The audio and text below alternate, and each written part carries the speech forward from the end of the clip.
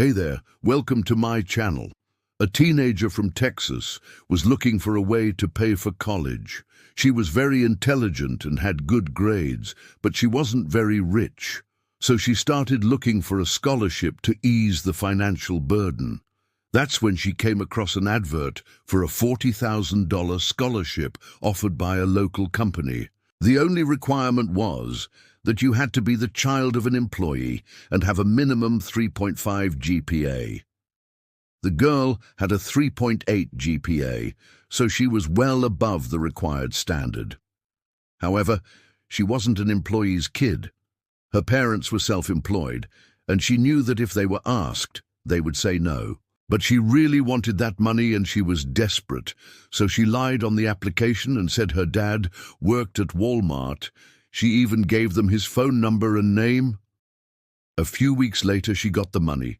She was so happy, she went out with her friends to celebrate. She bought new clothes and shoes.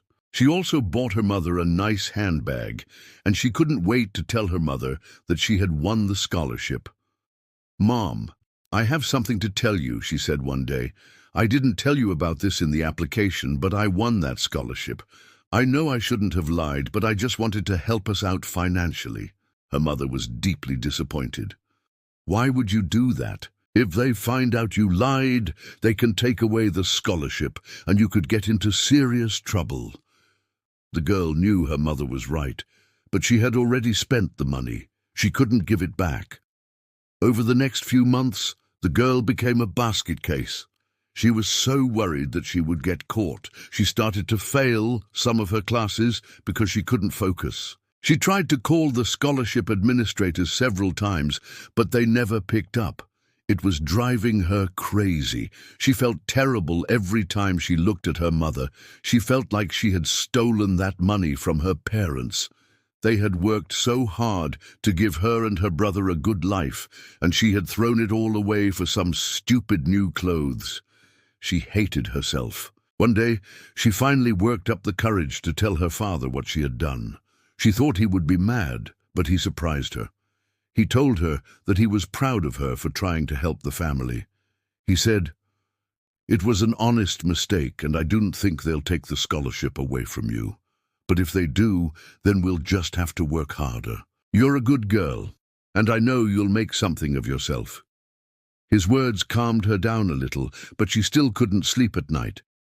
She kept thinking about what her mother had said.